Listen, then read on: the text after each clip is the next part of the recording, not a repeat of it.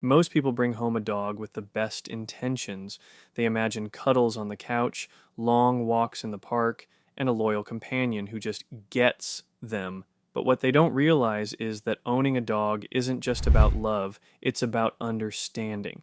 And without that understanding, even the most well meaning owners can make mistakes that quietly damage their dog's mental health, behavior, and trust. This video dives deep into the most common and most overlooked mistakes new dog owners make. Not the obvious ones like forgetting vaccinations or feeding the wrong food. We're talking about the subtle psychological missteps that shape a dog's entire personality. The ones that don't show up until months later, when the dog starts acting out, shutting down, or becoming anxious for reasons the owner can't explain. Let's start with the first and most widespread mistake: misunderstanding a dog's emotional world. Most new owners assume dogs are simple: happy when fed, sad when scolded, excited when walked. But dog psychology is far more layered. Dogs are deeply social animals. They read human body language better than most humans do. They notice tone shifts, eye contact, posture, and even micro expressions.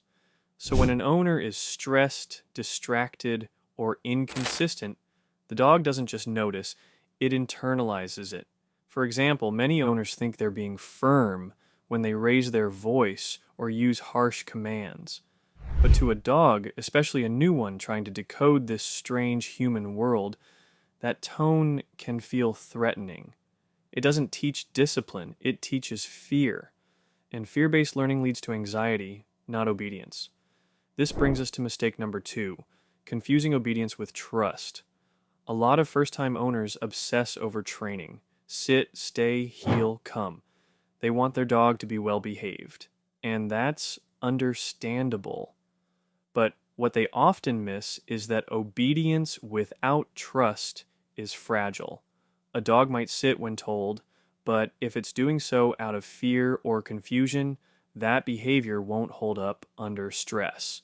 True training starts with connection. Dogs learn best when they feel safe, when they know their owner is consistent, calm, and emotionally available. That's why the best trainers don't just reward behavior, they build relationships. They speak softly, move slowly, and let the dog lead sometimes. Because in the dog's mind, trust isn't built through commands, it's built through predictability. Another mistake that flies under the radar is overstimulation. New owners often think they need to entertain their dog constantly: toys, games, walks, play dates. But dogs, especially puppies, need downtime. Their brains are still developing, and too much stimulation can lead to hyperactivity, poor impulse control, and even aggression. Imagine being a toddler in a theme park every day. At first it's fun, but soon it becomes overwhelming. Dogs feel the same way. They need quiet time to process their environment, rest their senses, and feel safe in stillness. Owners who constantly push activity without balance unknowingly create dogs who can't self-soothe. And speaking of soothing, here's another mistake: ignoring a dog's need for emotional regulation. Dogs don't come pre-programmed with coping skills. They learn them from their environment. If a dog gets scared by a loud noise and the owner laughs or brushes it off, the dog doesn't learn resilience. It learns that fear is isolating. Over time, this can lead to phobias, separation anxiety, and even destructive behavior. The right response is empathy, not coddling, but calm reassurance, a gentle touch, a soft voice, and a moment of stillness. These small gestures teach the dog that fear is manageable, that their owner is a safe base, and that's the foundation of emotional stability. Now let's talk about socialization, the most misunderstood part of dog development. Many new owners think socialization means letting their dog meet as many other dogs and people as possible. But quantity isn't the goal, quality is. A dog who meets 10 strangers in one day might seem well socialized, but if those interactions are rushed, chaotic, or stressful, The dog learns to associate social settings with anxiety. Proper socialization is slow, intentional, and positive.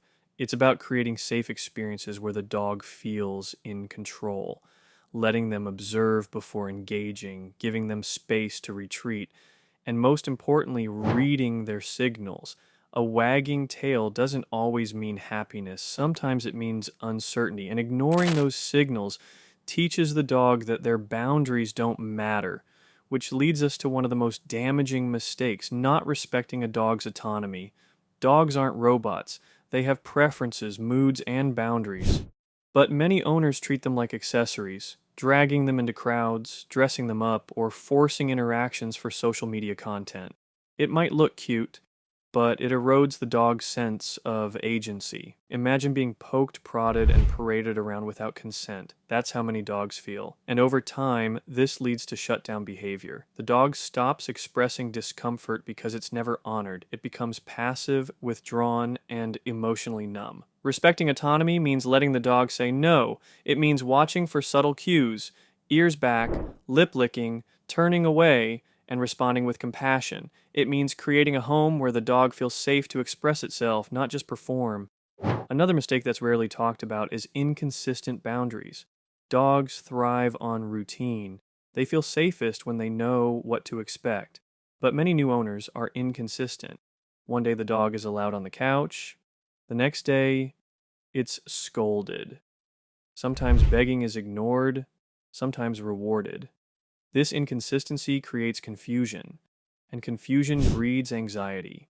Dogs don't understand exceptions, they understand patterns. So if the rules change based on mood, guests, or convenience, the dog doesn't learn flexibility, it learns insecurity. And insecure dogs often act out not because they're bad, but because they're trying to find stability in chaos.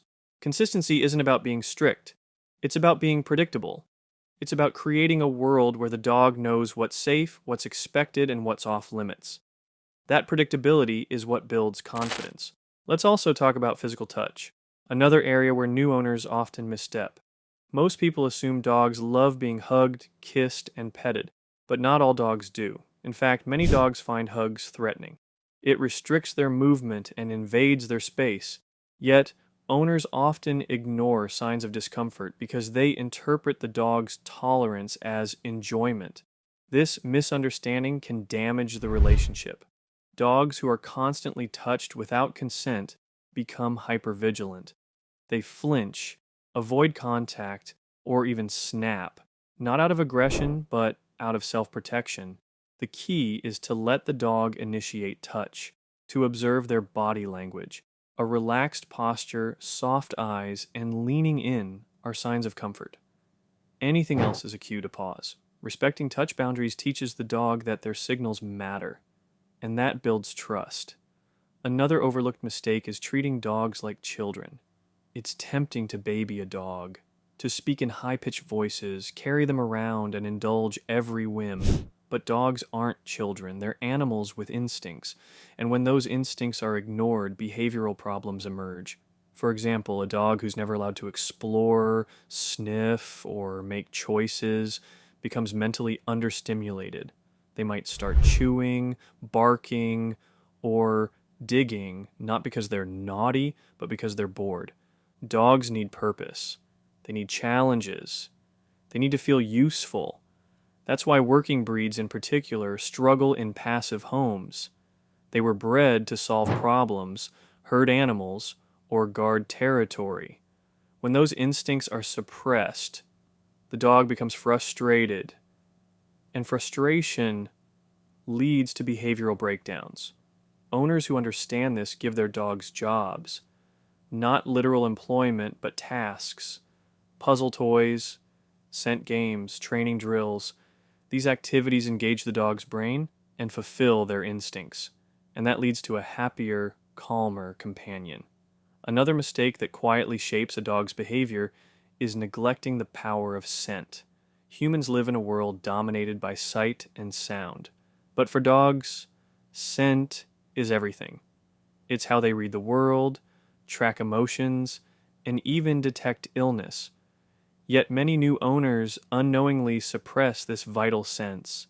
They rush walks, tug dogs away from interesting smells, or choose sterile environments over natural ones. To a dog, sniffing isn't just curiosity, it's communication.